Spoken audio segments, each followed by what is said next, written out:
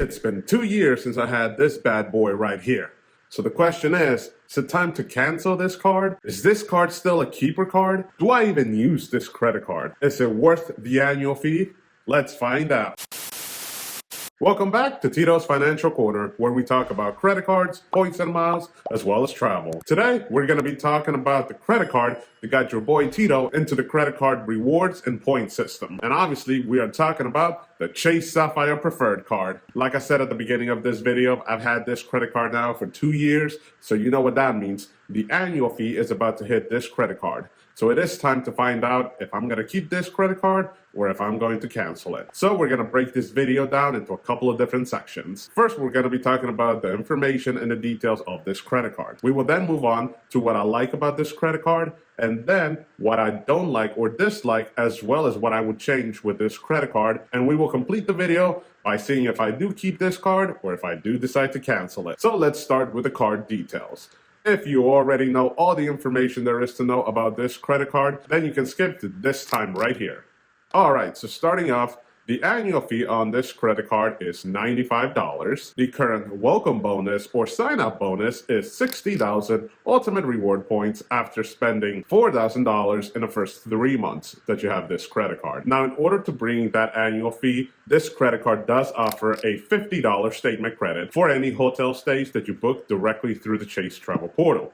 So as long as you book your next hotel stay using the Chase Travel Portal with the Chase Sapphire Preferred card, you would get a $50 statement credit. So that would bring the effective annual fee of this credit card down to $45. The multipliers on this credit card are as follows. You would get 5x back on all travel that you purchase directly through the Chase Travel Portal. So any hotel rooms that you book directly through the Chase Travel Portal, as well as any flights, you would be able to get 5x back for every dollar that you spend. You would also get 5x back on all Lyft rides until March 31st of 2025. You would then get 2x back on all other travel purchase. So if you book a hotel room directly with the hotel, or if you buy a flight ticket directly with the airline, you would get 2 points per dollar spent. You would then get 3x back on dining, select streaming, as well as online groceries. And then you would get 1x back on everything else. So all these multipliers, as well as the sign-up bonus, would get you ultimate reward points. And you can cash them out at a 1 cent per point valuation.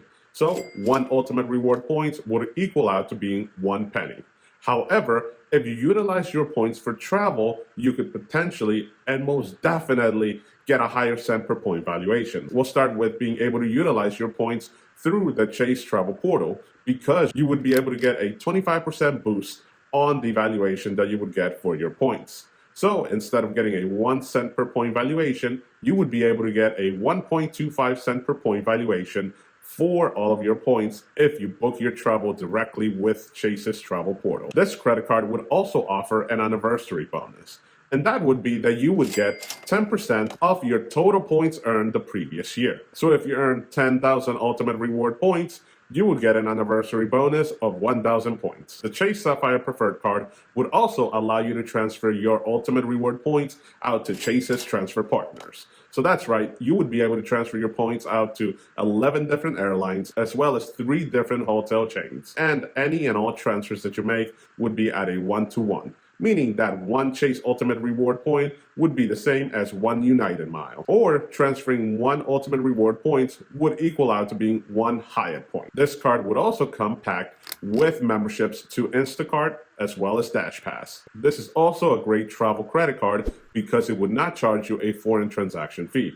So that's right, whether you use the card here in the United States or you use it down in Mexico or Greece or Spain or any other country, you would not incur that pesky 3% or 5% foreign transaction fee. This credit card also comes packed with auto rental collision waiver. And what's different about this credit card is that this coverage is on the primary basis, meaning that you would be able to waive the insurance that the rental company offers, and you would be able to utilize the insurance that's available on this credit card, since it would take care of the full cash value of that vehicle. This is a great time to remind you to hit that subscribe button as well as the like button to help out this channel. Alright, so those are all the details of this credit card, or at least the most important ones. So let's get into what I like about this credit card. The very first highlight of this credit card that I love is that you're able to transfer all your ultimate reward points out to Chase's transfer partners. And in my view, that is the absolute best way that you can get the highest cent per point valuation for all of your ultimate reward points. So this credit card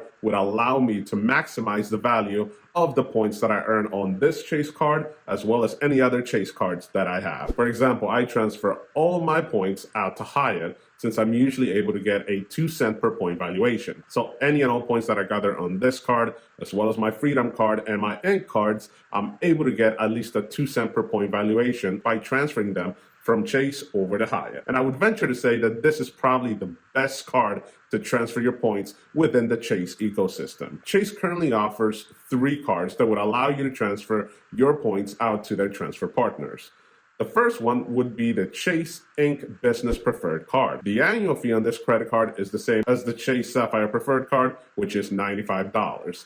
However, this is a business credit card, and while it's not difficult to get approved for a business credit card, I understand that many people would steer towards the 2 individual credit cards that Chase offers. And one last thing about business credit cards. They are not that difficult to get. I was able to get approved for my first business credit card, and it was with Chase as well. I also created a video where I went over how I got approved for my first business credit card, as well as all the details that you will need to know to get approved for your first business credit card. You can check out that video right here. The next credit card that offers the ability to transfer your ultimate reward points would be the Chase Sapphire Reserve card.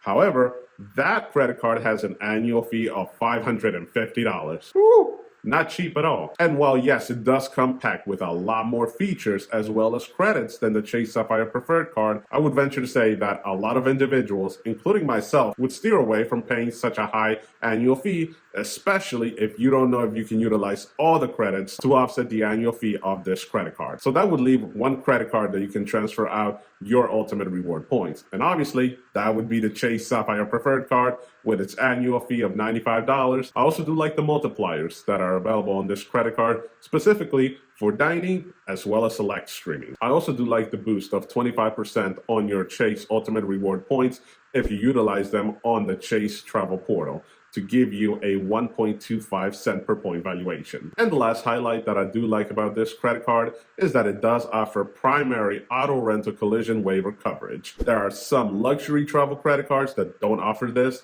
so the fact that we have that ability on this $95 annual fee credit card is a major plus. With that said, let's take a look at some of the points that I dislike on this credit card, as well as what I would change or update on this credit card. While I do like some of the multipliers that are available on the Chase Sapphire Preferred card, this credit card does have a lot of redundant multipliers. And what I mean by that is that the Freedom cards offer 5x back on travel that you purchase directly through the Chase Travel Portal. They offer 3x back on dining transactions, but unlike the Chase Sapphire Preferred card, the Chase Freedom cards do come with 3x back on all pharmacy transactions, and you would either get a base multiplier of 1.5x back if you have the Chase Freedom Unlimited card, or you would be able to get a 5x multiplier on rotating quarterly categories with the Chase Freedom Flex card. So I would venture to say that the 2 no annual fee Freedom cards have better multipliers than the $95 annual fee Sapphire Preferred card. A great way to fix this is by giving a higher multiplier with dining transactions on the Chase Sapphire Preferred card by going up to 4x, or offering a normal grocery multiplier with the Chase Sapphire Preferred card. If we're able to offer 3x back on groceries with the Chase Sapphire Preferred card, that would make this credit card a must-have. Just because the online grocery multiplier that it currently has, I'll be honest, I haven't used it. I've had the credit card now for 2+ years, and I still have never used this multiplier just because I prefer to go into the store and actually pick up my groceries. But that just might be me. One last thing about the multipliers is that there is another credit card that has the exact same multipliers, but has no annual fee. And obviously, we're talking about the Bilt Rewards credit card. That's right. If you're looking for the exact same multipliers, plus a multiplier of 1x back for all rent payments, then the Bilt Rewards credit card might be a better fit because it does also offer transfer partners. Another update that I would make on this credit card would definitely be with its $50 credit, and that would be by making this credit more user-friendly. The best way we can do that is one of two ways. The first one would be to include flights that you book directly through the Chase Travel Portal, so that way you would also be able to get the $50 back whether you book a hotel stay or a flight. The other way we can make this credit much more user-friendly is by being able to offer the $50 hotel credit whether you book your stay directly with the Chase Travel Portal or whether you use another format or another method of booking your next hotel stay, whether that's going directly through the hotel's website or by going to a third-party app like Kayak. No matter how you book your hotel stay, as long as you use your Chase Sapphire Preferred card and you're able to get that $50 credit, that would also make this credit much more user-friendly. Another update would definitely be an increase on the anniversary bonus, just because being able to get 10% back of all the points that you accumulated doesn't really amount to much if you're being honest. I would say if we can bump that up to maybe 15, 20, or 25%, that would be great.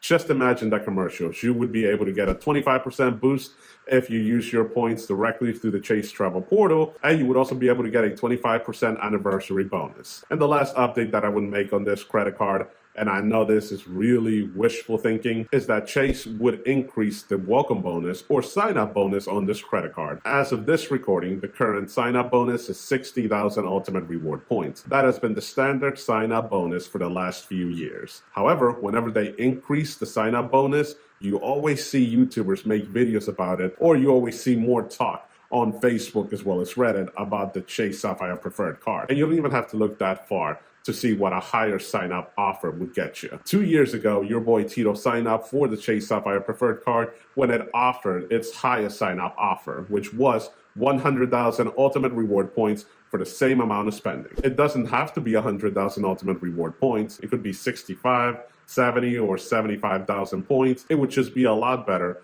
and would definitely get more customers to sign up for the card if it had a better sign-up offer. All right, with that said, the last thing we got to cover is, am I going to keep this card or am I going to cancel it? The Chase Sapphire Preferred card is probably one of the most well-known starter travel credit cards.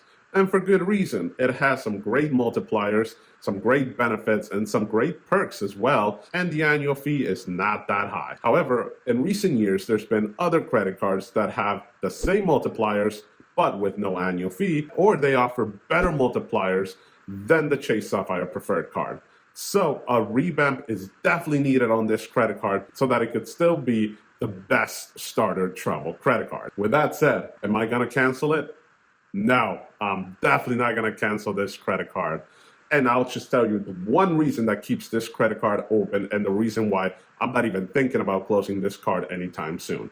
And that is the ability to transfer all of my Chase Ultimate Reward points out to Chase's transfer partners. I currently have this card as well as the Chase Freedom Unlimited card and the Chase Ink Cash as well as the Chase Ink Unlimited card. I have a good pool of points and this credit card allows me to transfer all my Ultimate Reward points out to my favorite hotel chain, which currently would be Hyatt. I'm able to get a 2 cent per point valuation, and as I've stated in a couple of different videos, for the last 2 years, the way I've been looking at it is that for $95 that this credit card charges me, I've been able to stay at Hyatt for free. I've been able to transfer all of my Ultimate Reward points and booked all of my hotel stays, and in my view, it's only costed me $190, and that's because of the annual fee of this credit card. So again, is a revamp needed on this credit card? Yeah, I would say so. But is this credit card a must-have? I would say so. I'm going to keep this credit card open for as long as possible. Even though I don't use it, I don't carry it with me, I have other credit cards that gets me a better multiplier than this does. However, that ability to transfer all of my Chase points is well worth the $95 annual fee. But with that said, I want to hear from you guys. What do you think about the Chase Sapphire Preferred card? Is it an overrated credit card? Is it underrated? Or are you just looking at a whole different credit card? Let me know down in the comments below. With that said, if you found any information useful during this video, please hit that subscribe button as well as the like button. Thank you, and I hope to see you in the next one. Adios.